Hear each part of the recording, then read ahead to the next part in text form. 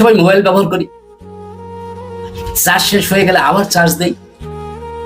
আচ্ছা, ব্যাটারি যদি বারবার এত চার্জ নেয়, তার যদি আপত্তি না থাকে, মোবাইল ফোনকে চালিয়ে নেওয়ার জন্য সে যদি নিজের চার্জ গ্রহণ করতে সামর্থ্যবান হয় এবং সে যদি একে বারবার করেই যায়, তাহলে তুমি আমি কেন জীবনের চার্জ দেওয়ার বেলায় এত বেশি নিজেকে অলস করে রাখি?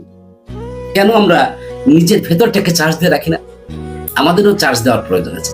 তোমার মোবাইল ফোন ক্লান্ত হলে, তোমার মোবাইল ফোনে চার্জ না থাকলে তুমি চার্জ দেওয়ার জন্য ব্যস্ত হয়ে পড়ো, অথচ তোমার ভেতরের চার্জ ফুরিয়ে গেছে, তুমি ক্লান্ত হয়ে পড়েছো, তুমি বিষণ্ণতায় ভুগছো, ভবিষ্যৎকে অন্ধকার চোখে দেখছো।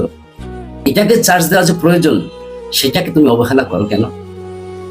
হ্যাঁ, যদি ভেতরটাকে চার্জ দিতে হবে, তাহলে তোমাকে ভালো মনে থাকতে হবে, ভালো মানসিকতা গঠন করতে হবে, ভালো কথা শুনতে হবে, ভালো মানুষের সাথে মিশতে হবে, ভালো ভালো বই পড়তে হবে, সর্বোপরি নিজের সাথে নিজের মনে ভালো ভালো কথা বলতে হবে, নিজেকে ভালো করে গঠন করতে হবে, সেই প্রতিজ্ঞা করতে হবে। কারণ তুমি যদি নিজে চার্জ থাকো, তাহলে তোমাকে পৃথিবীর কোনো বাধাই ঠেকিয়ে রাখতে পারবে না।